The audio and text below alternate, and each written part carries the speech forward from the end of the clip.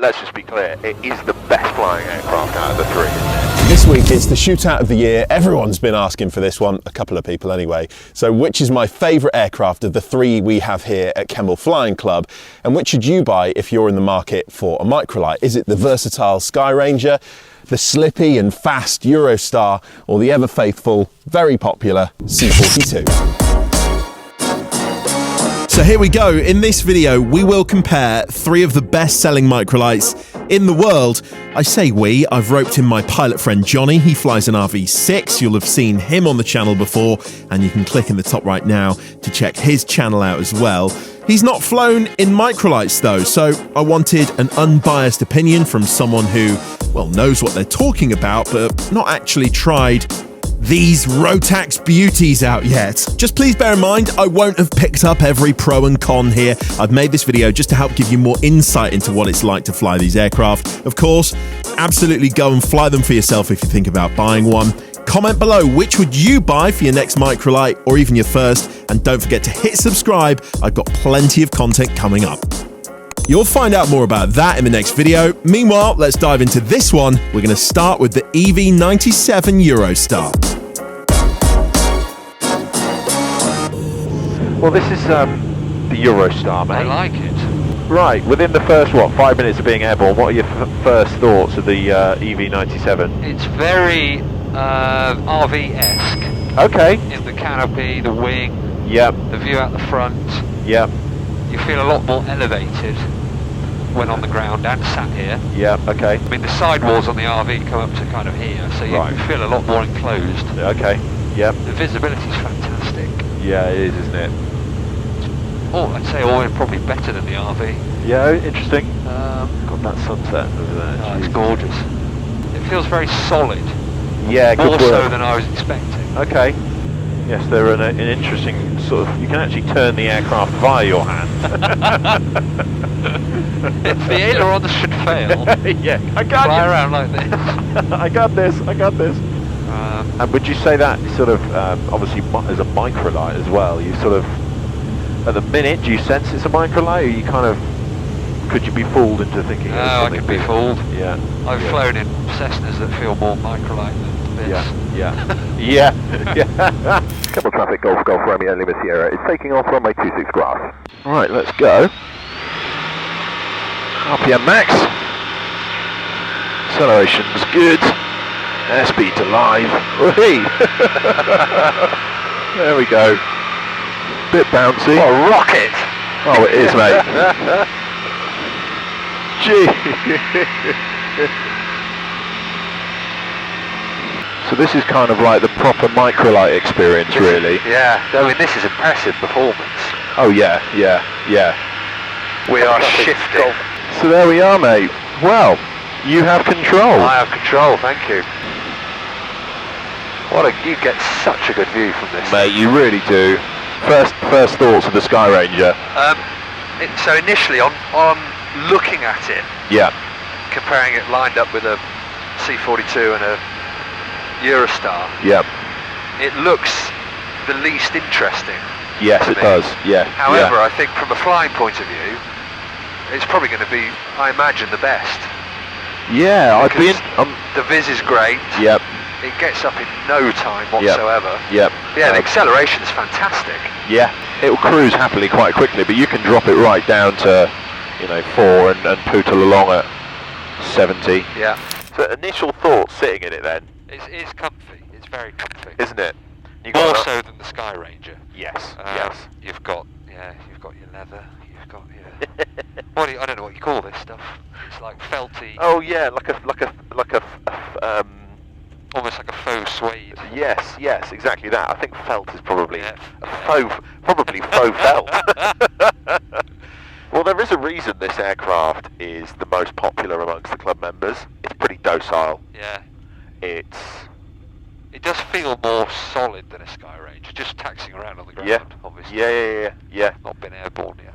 It's factory built, so there is that as well. You know, it is solid like that. Quite a lot of feathers on the runway. Yes, that looks like that might have been an incident. Golf Charlie Alpha's lined up. Charlie Alpha, runway 26, take over discretion, surface wind calm. Okay, so yeah, throttle between your legs is already weird. Yeah. So we go doesn't need as much rudder, so we'll go RPM max. Acceleration feels good. Airspeed's active, and it just wanted to come up there. There you go, we'll keep low. No flaps, so again, no flap limitation speed to worry about. Let's speak to Nick Buckley, who knows all about the prices of these aircraft. Hey Nick, mate, how are you? I'm good, Ben. How are you, mate? Yeah, really good, thank you. I wanted to get you on, and thanks for doing so, by the way, because you know prices of microlights better than anyone I know, so you're the expert, right? I wouldn't call me an expert, but I've got a finance brokerage which we specialise in aircraft finance, and obviously I've got to be up to scratch with all today's prices, new and used. The Ninja, 49,200. It's probably the closest comparison to the C42 in terms of how sleek it is, and with the composite body as well. So £49,200 gets you a basic bog standard with nothing on it aircraft, basically, that's ready to fly. But you don't get any of the mod cons. Do you want to have control, mate? I will, I'd love to. I have We control. all. And the trimmer is very sensitive, which we'll talk about in a minute, which is probably the one thing that needs a thorough briefing, I would say. I'm not an instructor, obviously, but if I was going to say, of all the ones that, of all the differences between all of the aircraft, the one thing that could catch you out dangerously is the trimmer in the Eurostar. And I suppose the fact it's low wing compared to the other two, the C42 high wing, as is the Skyranger, so it lands better in a crosswind. The wing scraping's not going to be a problem. Yeah, in terms of visibility, it is good. Yeah, it is really very good. 3 miles run joining. Feel that power. You can. It's amazing, isn't it, compared to an 80? It's like, yeah, we're climbing. God.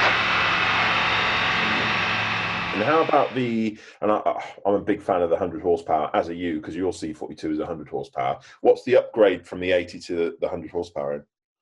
So on both models, they're £2,823.60p.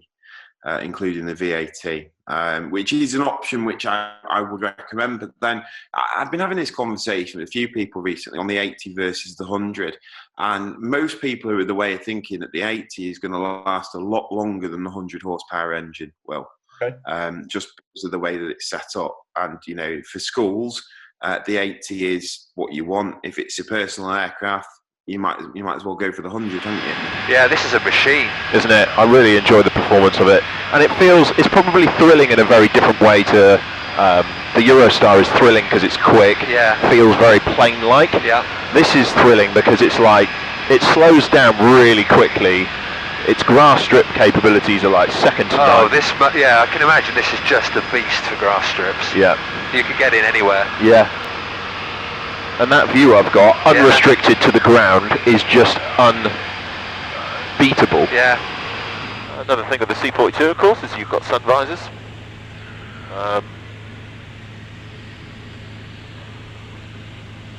They're big as well. Yeah, so much so you can't see what you're doing. Yeah, if you could do an IR in this, you wouldn't need foggles. Just put these down. The C42 starts at 66,000 approximately with today's exchange rate. Those prices are both including the VAT, so the C42 is a little bit more expensive, but in my opinion, you do get what you pay for. The C42 is a fantastic aircraft that's proven, obviously, with flying schools all around the country and all around Europe, and they're fantastic. They really are. So how do you feel? So controls then, that's the next test. Gorgeously responsive. Yeah. It does have a really nice connected feel. Yeah. It's probably how I'd describe it. Yeah, heavier on aileron than pitch. It's a lot easier to pitch than it is to yes, that's roll. true. Yeah, nice. And it's impressive in the glide as well. Like, we don't have to yet, but when we want to lose some altitude, I'll show you just how well it glides. Yeah. It just doesn't want to fall out of the sky. Nice rudder, that's sensitive. Yeah. Good for coordinating your turns nicely. Yes, there we are, Sonny Jim. Oh. How much is a Eurostar now, mate? Eurostar, a new one, around about £100,000. Right.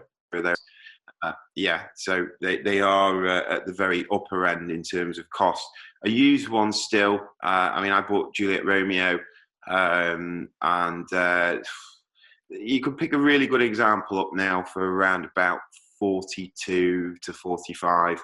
Yeah, they're a cracking plane. Absolutely love them. The visibility is just insane. It's like being in a goldfish bowl. Yeah. Only down hot in summer. Yeah, I was going to mention that. Yeah, so Eurostar, of course, it gets warm in summer. You can fit the canopy sort of shades and stuff, but you don't have to worry about that with the two high-wing aircraft, obviously.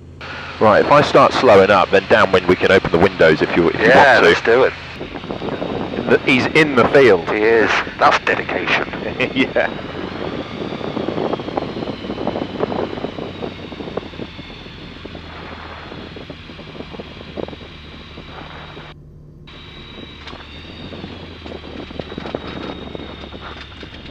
Corking. Bloody good. Let's get it stopped there. Yeah, we used nothing. No runway at all. No, when you look at it, I wonder how much the ground roll was. Yeah. How did you find that? Brilliant. It's good fun, isn't it? Proper. It's proper like, flying. Yeah, it does feel like that. So come back to the Skyranger. You mentioned the Ninja, which is a sort of composite, most C42-like aircraft. How about the basic model? Of course, it all needs to be spec'd up so we can add, Yeah, of course. So the Swift 2 starts at 43,200, including the VAT. So the difference between them, what's that? About £5,000-6,000, something along those lines. And yeah, the main difference is the Ninja's a little bit less draggy. Right, okay. Do you want to have the plane? Yeah, I'd love to. So control is yours. It's like you're flying in a room. Okay, so for the purposes of the shootout video, obviously it's not ideal conditions today. No. We are above 500 feet just, so the 500 foot rule is okay. On the controls then, initial thoughts? It seems a bit heavier than the Skyranger. Exactly what I thought you would say. Yeah. It is. It feels heavy on the controls to the point where I first flew it. It was actually quite hard to do nice turns because the Eurostar is so light. Yeah. The Skyranger is actually, you need to use a lot of control to get it to where you want it to. Yeah, it's one of those sort of reassuring feelings actually, having something that feels quite solid. You're not, it's not loose, like you're not porridge stirring with it. How little your hand is moving. Yeah, it's a stable aeroplane. Yeah. As soon as I feel the wing drop, you give it a second and it comes back. Yep. And we're burning, 4p per hour of unleaded. So I was going to say, so economy comes into it. Again, this isn't like a microlights versus GA thing. This is just it's just exploring the pros and cons of it. And, okay, so yeah, economy has to be one of the biggest things, especially when you get an aircraft that can cruise quite happily. Well, if you take it up to maximum continuous, let's see what we can get tonight. What's that? So well, I mean, it's 5,000 really. I'll shut the windows. Keep it nice and balanced, so we're not keep it balanced. wasting any drag. So there's, it's that 120 mark. It's good. Christ. And then we're burning probably 15 litres an hour or maybe a touch more at that speed. I don't know, I'd have to ask David, but it's not bad. And then at sort of 4.2, we're still doing 100 miles an hour and burning 12 litres an hour. Yeah. I mean, I don't know, what would you... cannot argue with those numbers. Yeah, exactly. And I think, obviously this is a slippy aircraft, it is faster. Skyranger, you're much nearer the 80 than the 100 in the cruise. But still, you can't argue with it.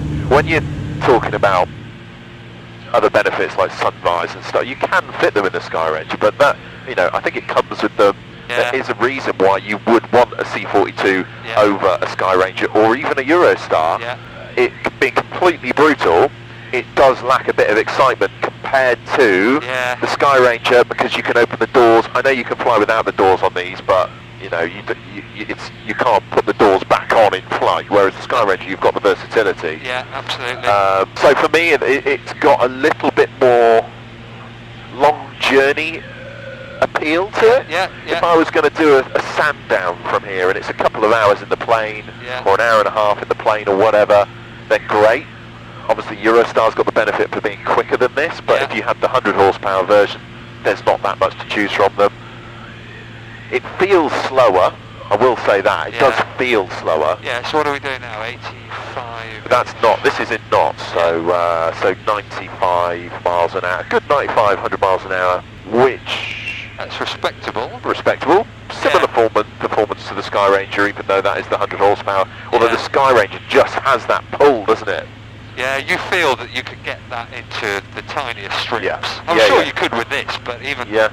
The Skyranger just feels like a proper stall, almost stall machine. Yeah, absolutely. God, this is so good for looking at Isn't it, mate? Isn't it?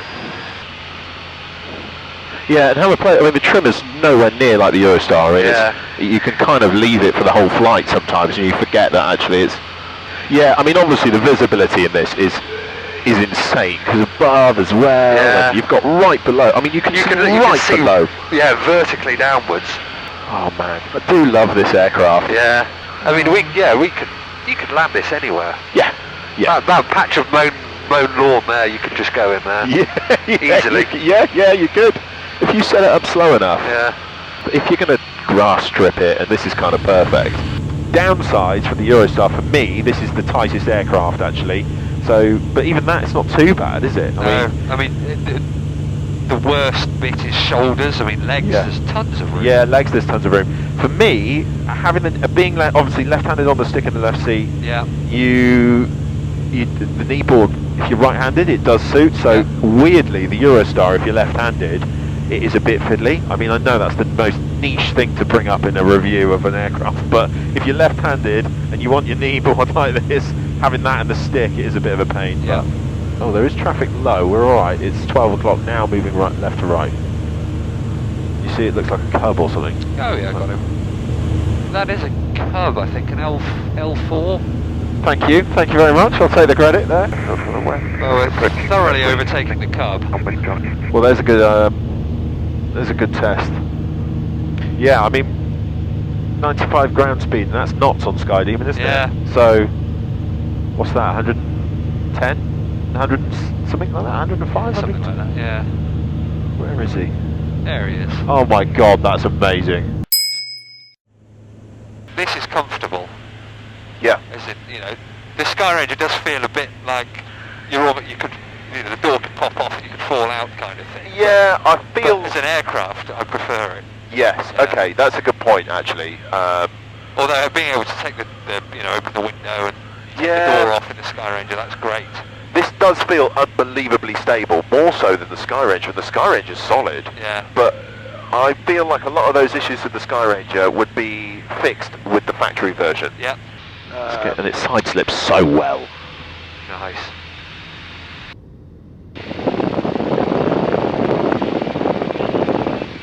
So it needs quite a lot of left rudder when you're descending with no throttle. Traffic Golf Alpha Foxtrot, station advised on 24275.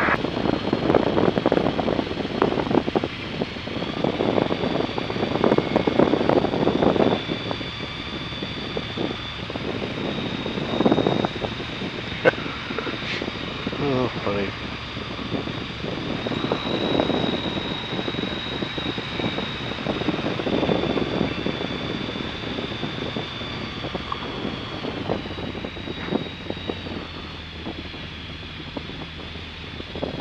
Again. Come on. Beautiful.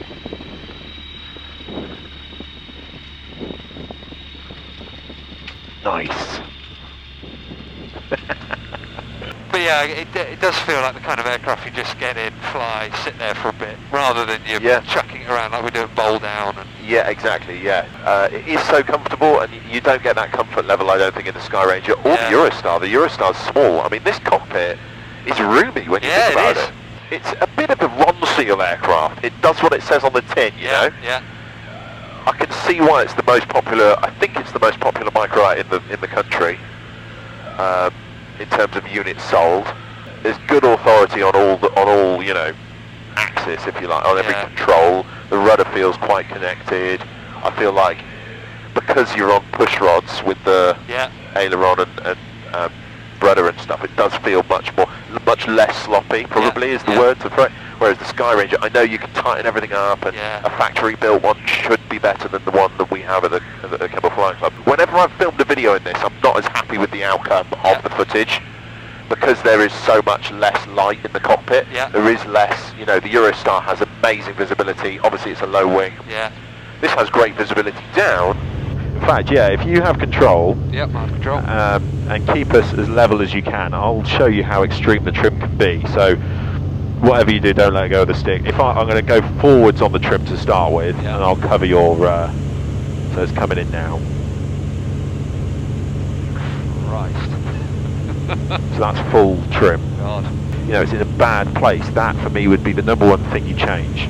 Hard to know what to say about it because it's so German, and it feels so. And when you know it's German, it all makes so much sense.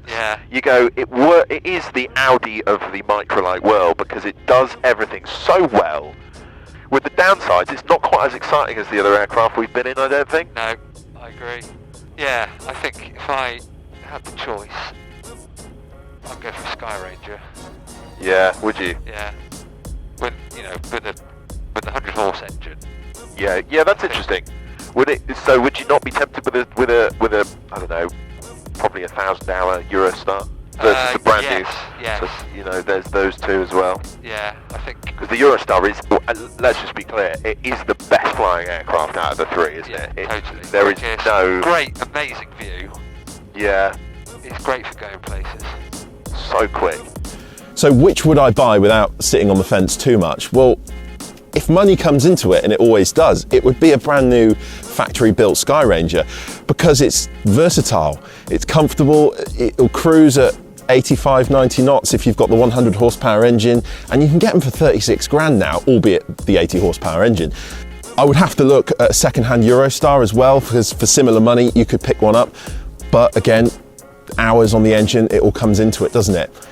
Doesn't mean I'm putting the C42 in third place really though, because it is the most comfortable and it does the most. So if you're going to do loads of miles, then yeah, I'd recommend that. That was a bit city on the fencey, but sorry.